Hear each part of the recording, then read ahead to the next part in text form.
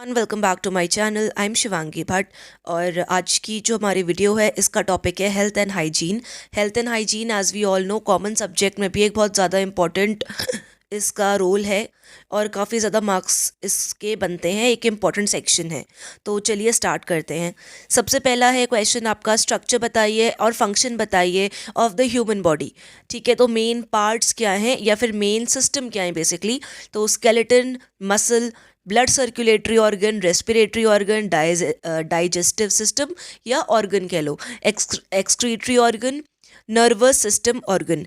अगला है hygiene and sanitation. Hygiene को डिफाइन करिए। हाइजीन वो साइंस है जो बताती है, ठीक है, या बेसिकली सिखाती है क्या चीज़ की कैसे प्रिजर्व किया जाए और इम्प्रूव किया जाए हेल्थ ऑफ अ इंडिविजुअल और एक पूरे पूरे ग्रुप की, as a community as a whole.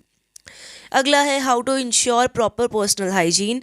तो ये आप कैसे कर सकते हैं, 7 to 8 hours of sleep, regular bathing, eating and drinking, care and cleanliness of the skin. ठीक है, बाथिंग में ही आ जाता है बट स्टिल जैसे ईयर्स हैं और वैसे है। Hand, hair and teeth, healthy food and proper rest और वर्कआउट करना। What are the various method of water purification, ये आ जाता है question.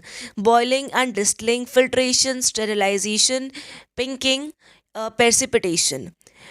Describe a soakage pit. Essential for disposal of liquid refuse like greasy water from kitchen and waste water from bathroom. ये बता रहा है कि भैया सोकेज पिट क्या होती है।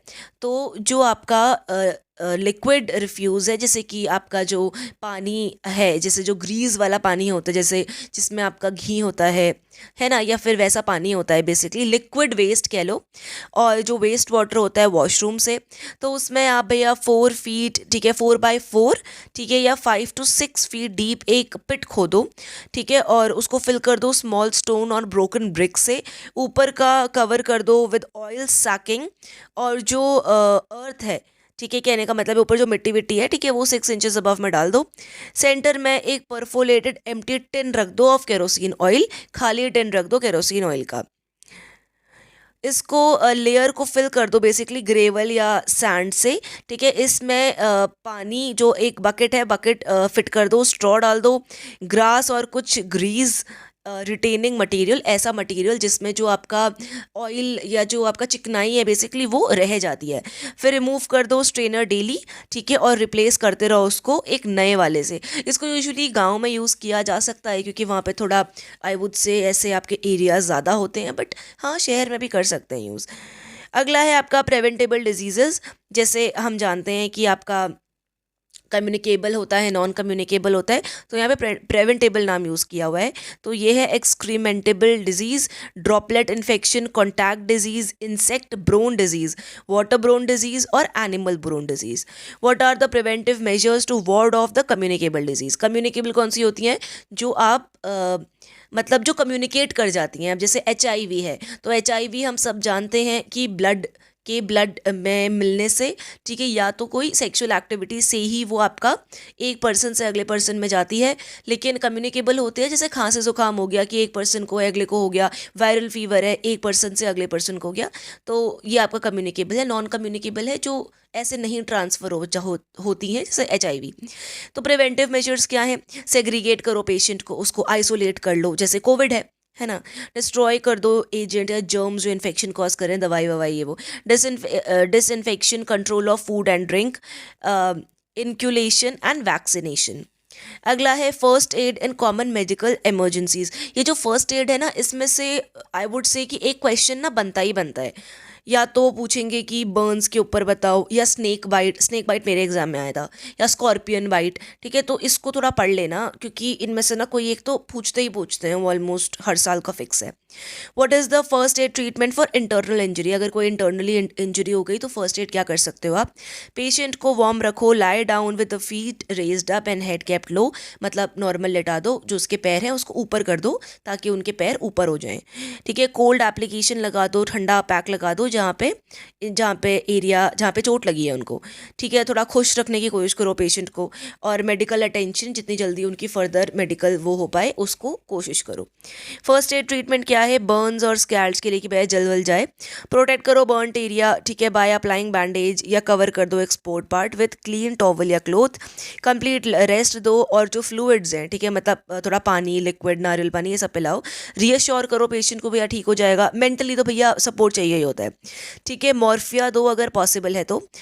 इवैक्यूएट करो पेशेंट को। ये तो देखो, ये तो एक ऑब्वियस है, ये वाला पॉइंट तो आप हम हर टर्म में याद रख सकते हो कि फर्स्ट एड की जहाँ पे बात हो रही है ना, इसका मतलब है कि इमीडिएट क्या आप कर सकते हो। तो इसमें एक पॉइंट तो है ही है आपका कि उसको नियरेस्ट हॉस्पिटल में जितनी जल्दी हो सके उतनी जल्दी पहुंचा दो। तो ये वाला पॉइंट तो है ही है।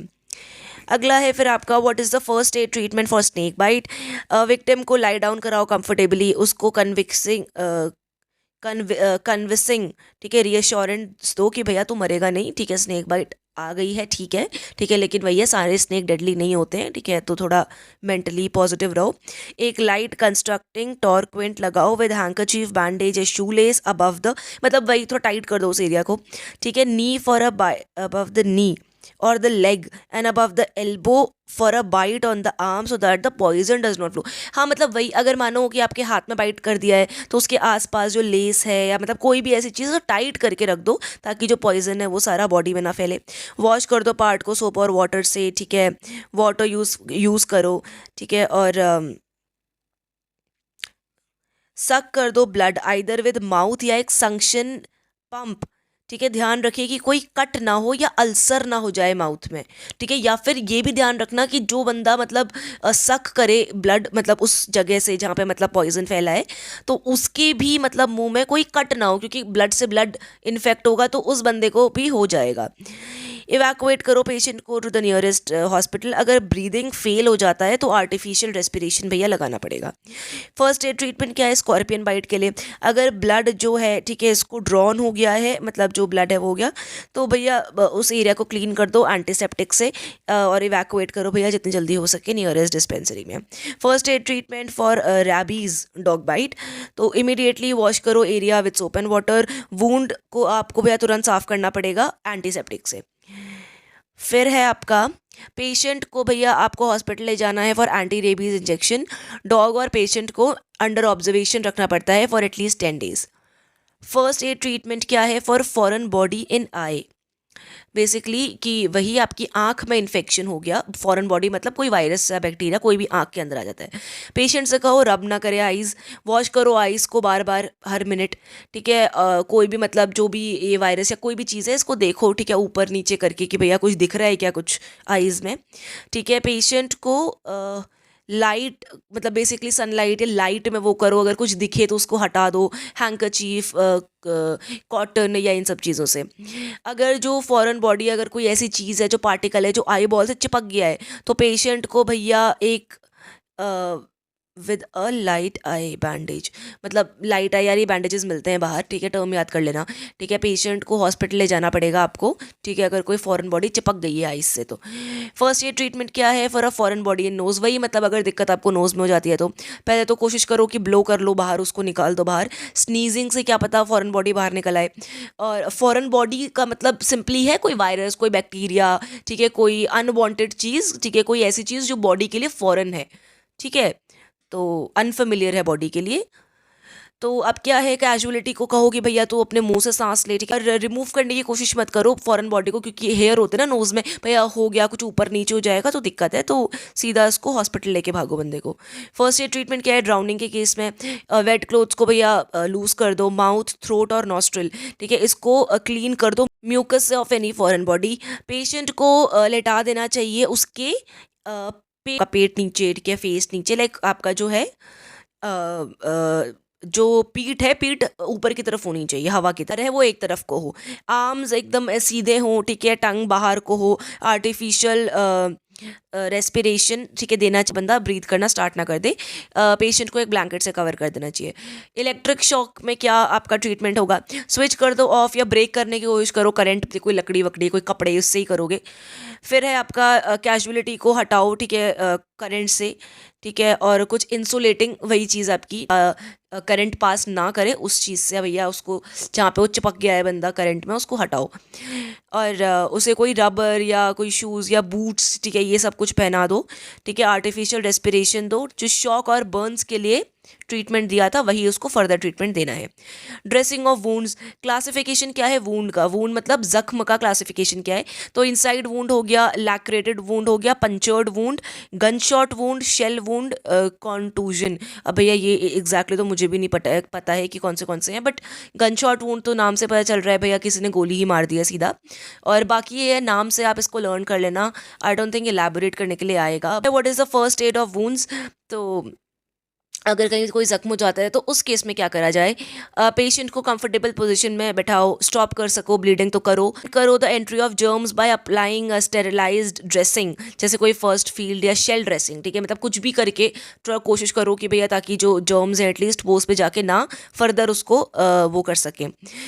रेस्ट दो to the part by sling, ठीक है, मतलब कि कोई सपोर्ट दे सको तो दे दो, क्योंकि अब जैसे अगर कोई अचानक कहीं दिक्कत हो जाती है तो जैसे हमारी जो स्केलेटन है, ठीक है, हड्डी का स्ट्रक्चर है, ढांचा है, वो तो एक दूसरे से जुड़ा हुआ है सारा का सारा, है ना, तो उसको इस पोजीशन में वो करो, क्योंकि अब सारी हड्डियां एक दूसरे से जुड़ी हुई हैं, बीच से कहीं कुछ टूट जाता है तो ऑब्वियसली उसको थोड़ा सपोर्ट चाहिए होगा।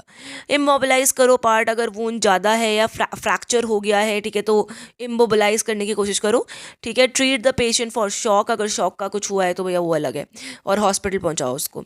अगला है योगा, बेनिफिट्स क्या है योगा के। ये योगा वाला जो क्वेश्चन है ना, इसको बहुत बार ऐसे भी पूछ लिया जाता है कि मतलब अगर मतलब एक स्ट्रेस, अगर एक पर्सन को बहुत स्ट्रेस है अपनी लाइफ में भैया, वो स्ट्रेस फ्री करने के लिए क्या कर सकता है, तो उसमें भी आप योगा को डाल सकते हो, और जो बेनिफिट्स ऑफ योगा यहाँ एक्सप्लेन्ड है ना, आप सेम बेनिफिट्स वहाँ भी एक्सप्लेन कर सकते हो, क्योंकि मेरे उसमें योगा डायरेक्टली नहीं पूछा था, मेरे उसमें स्ट्रेस करके पूछा था, तो I put on the same things और द आंसर वॉज करेक्ट।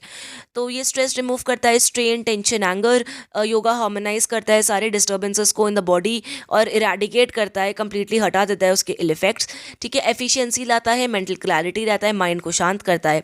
एक ऐसा पर्सन जो अपने पावर ऑफ थॉट को इंक्रीज करता है योगा से, मतलब वही जो योगा को टाइम देता है, योगा करता है, उसकी एक अच्छी पर्सनालिटी होती है, एक चमकदार पर्सनालिटी, मतलब एक कहते हैं ना दूर से ही शाइन करती है एक बंदे की पर्सनालिटी। योगा हेल्प करता है प्यूरिफाई करने में, ठीक है, और नेचुरल रिदम, लाइक हमारी बॉडी का जो नेचुरल एक फ्लो होता है, आपका नेचुरल हील करता है, आपके बॉडी को भी हील करता है, और ग्रेस, ठीक है, और इसके सारे इल इफेक्ट से ही बचाता है। फिर आपका फिजिकल मेंटल हेल्थ, तो आपका फिजिकल हेल्थ क्या है, फिजिकल हेल्थ आपका एक ऐसी स्टेट है जहाँ पे आपका डिजीज़ नहीं होती है, और आपकी जो बॉडी का हर एक पार्ट है वो बहुत अच्छे तरीके से फंक्शन करता है।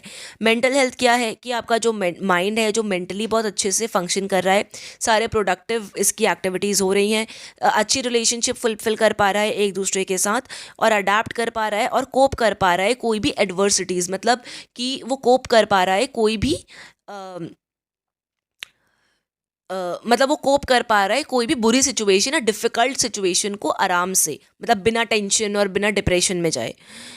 एलिमेंट्स क्या है गुड हेल्थ के एलिमेंट्स क्या हैं, तो इसमें डिजीज़ नहीं होनी चाहिए, ability to work hard with efficiency and enthusiasm, ability to endure stress and strain, cheerfulness, courage, freedom from anxiety, self control होना चाहिए भैया, सेल्फ कॉन्फिडेंस होना चाहिए, वेल बीइंग हो, होलसम मेंटल एटीट्यूड हो।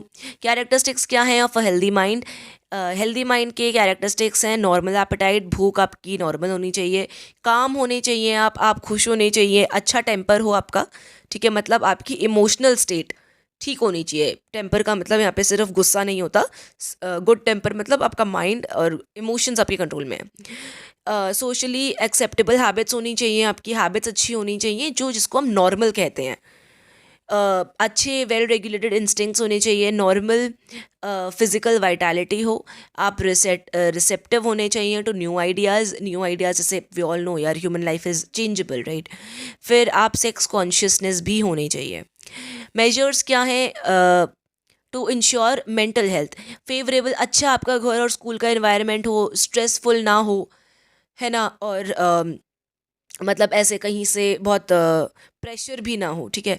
रेगुलर मेडिकल एग्जामिनेशन हो और को करिकुलर एक्टिविटीज़ होनी चाहिए, एजुकेशनल और वोकेशनल गाइडेंस दोनों होना चाहिए। फ्रैक्चर टाइप्स एंड ट्रीटमेंट, सबसे पहला है भैया फ्रैक्चर बताओ। फ्रैक्चर भैया एक ऐसा है डिसकंटिन्यूटी है, जैसे हम कहते हैं ना कि कोई चीज़ कंटिन्यू हो रही है, तो अचानक से ऐसा कोई दिक्कत हो जाना जिस वजह से वो एक जो चला आ रहा है स्ट्रक्चर वो टूट जाए, डिसकंटिन्यू हो जाए या हड्डी टूट जाए, ठीक है, जिस वजह से जो हमारा जो स्केलेटन का स्ट्रक्चर है जो एक दूसरे को सपोर्ट कर रहा है वो अब ना कर पाए।